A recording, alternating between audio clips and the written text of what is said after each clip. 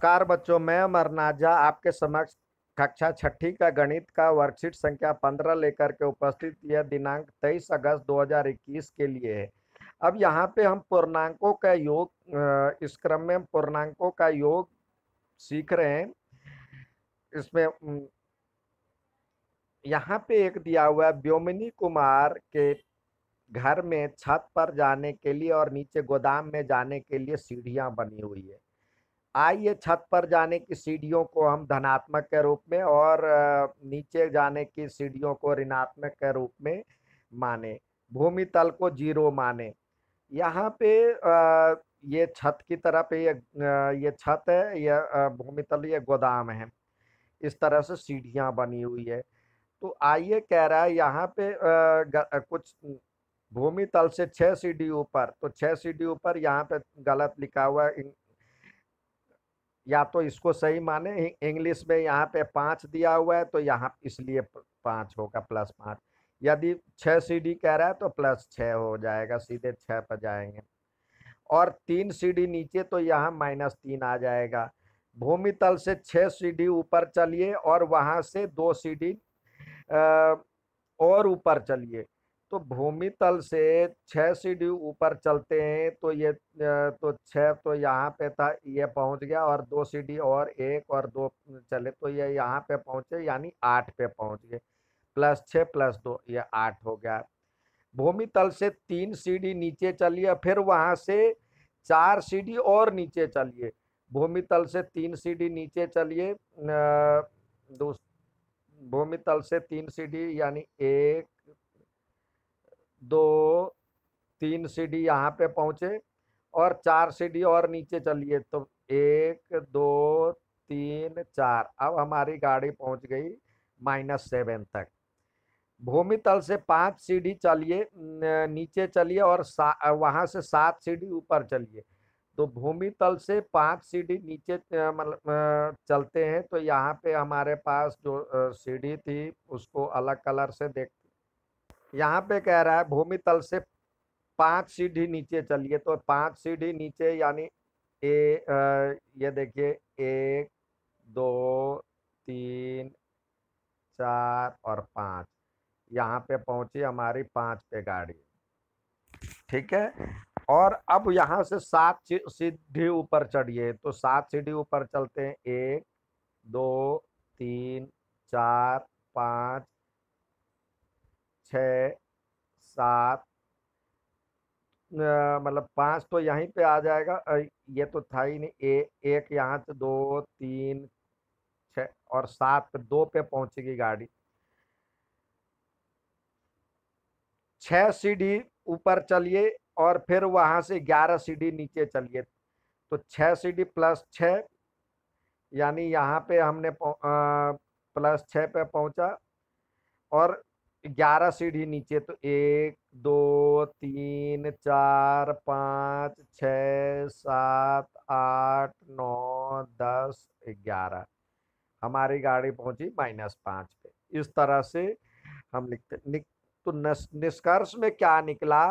धनात्मक को धनात्मक के साथ करते हैं तो धनात्मक आता है, प्लस करते हैं। ऋणात्मक को ऋणात्मक के साथ करते हैं तो भी ऋणात्मक आता है।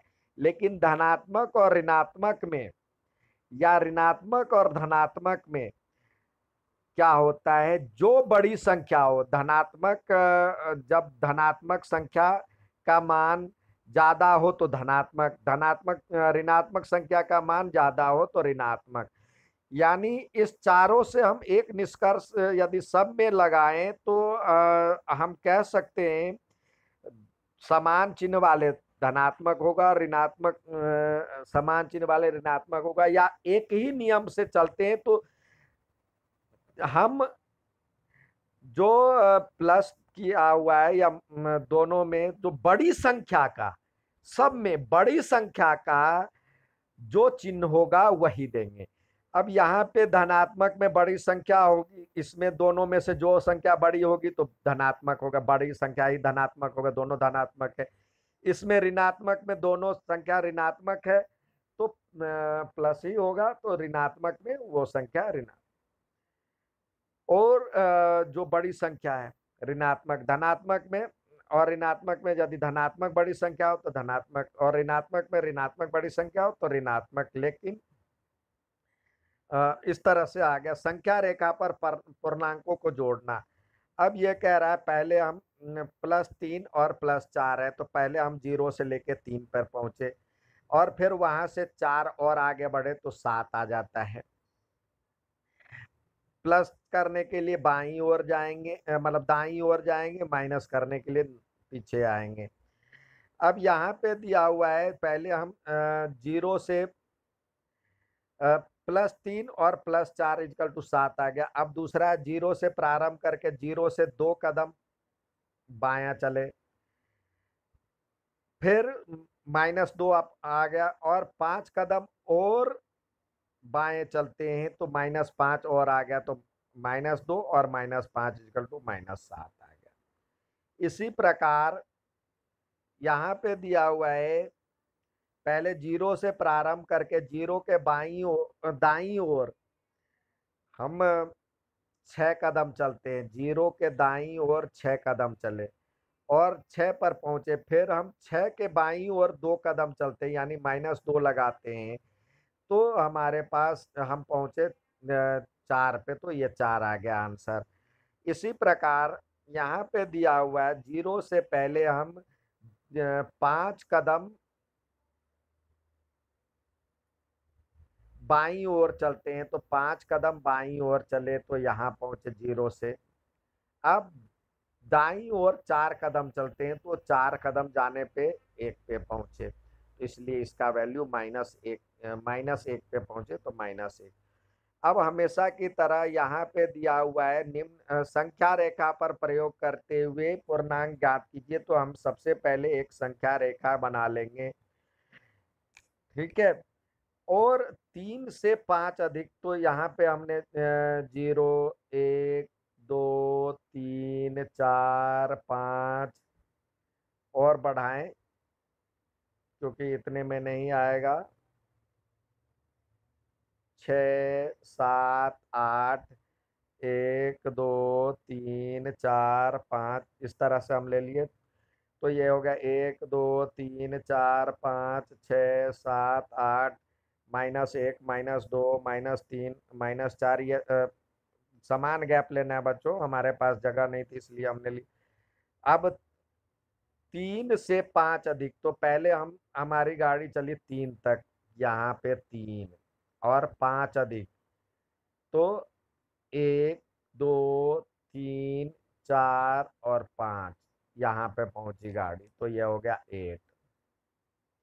अब 2 से 3 कम, अब दूसरे कलर से दिखाते, 2 से 3 कम, तो पहले ये 2 पहुंचे और 3 कम, तो पीछे की ओर 1 2 3, तो -1 पे पहुंची, ये बराबर में 8 था, यह यहाँ पे -1 आ गया, बराबर में -1।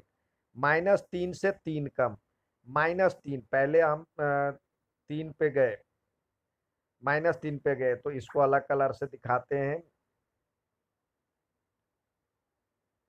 -3 1 2 या 0 से शुरू करेंगे, -3, तो -3 पे यहाँ पहुंचे।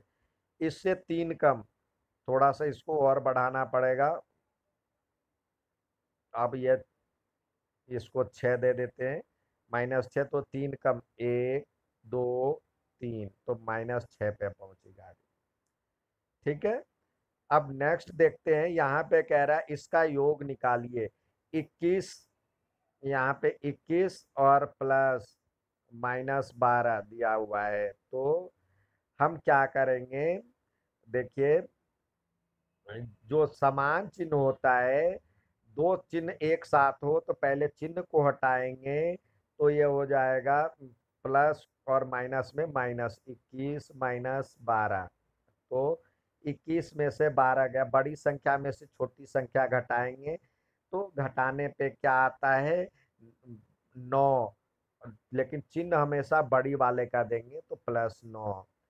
अब -25 और -61, तो -25 और -61, तो इसको प्लस करने के लिए कह रहा है, तो यहाँ पे दोनों चिन्ह दोनों माइनस में है, -25 और -61 हो जाएगा।